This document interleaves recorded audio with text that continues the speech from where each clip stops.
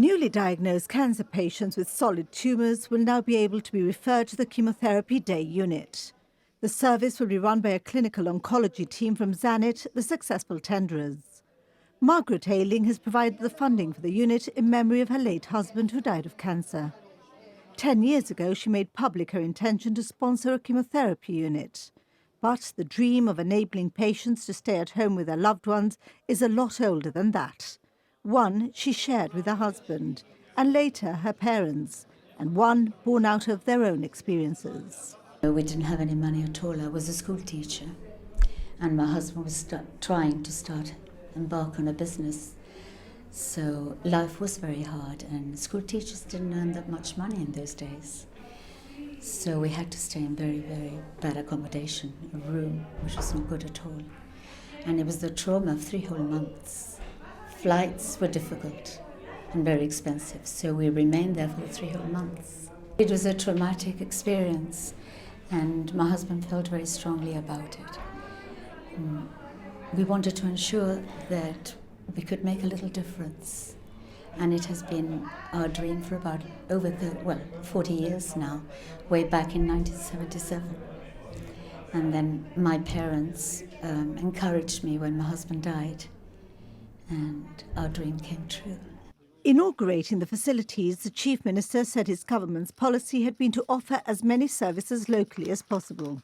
This one, he said, was among the most important, with benefits that would really be felt by patients. Well, I think when people need care, in particular in the area of cancer care, if we're able to do more in Gibraltar, and we're able to do it to the standard required and more affordably than it costs us to send people abroad, then we have an obligation to take the steps necessary to achieve that care being provided in Gibraltar. And with the generosity of Margaret Ayling, with the work that's been done by John Cortez, by everybody in the health authority set up to ensure that we can deliver this, Isabella Lul-Hammond became the Cancer Services Coordinator. All of that together has enabled us to deliver this manifesto commitment. That's all very well, tick a box, but this care for people when they most need it in Gibraltar, that's the reason that I like being in politics, because we can deliver the things that our community needs. The service is currently costing £750,000, and it's estimated that providing it here will cost around £250,000, so there would still be room for expansion. But finances are not the main reason for the move. The trauma of having to go through treatment for cancer, if you add to that being away from home, particularly if you're in the UK, sometimes for months at a time when you go through the whole sequence of treatments, even having to travel across the bay to Algeciras and coming back on a hot August day, it's not the same as being able to just pop into St. Bernard's and have the treatment here and be with your loved ones, you know, within minutes. So I think that's the real benefit for the person. But there are other benefits. Fortunately, because of all the work that's been carried out through all the different disciplines on the clinical side, coordinated by Isabella Lul, who's our Cancer Services Coordinator, we will now have the medical team on site. So all the different professionals, oncologists, radiologists, they'll all be here discussing the patient and the treatment. So that will have added benefits. It's not going to be emails on focus and so on. It all focuses here. The patient is the center of our activity, and this will have all sorts of benefits for them. Of course, cancer treatment has moved on. We hear of great advances in, I'm going to say Pamplona as an example.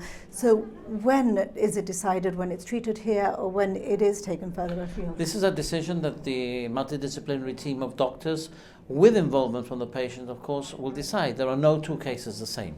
There are advances in medicine, fortunately, and there are centres of excellence all over the world, but there's a lot of things that can be done here, and any patient who can be dealt with here, with the medical advice, with the multidisciplinary team's decision, will be seen to here.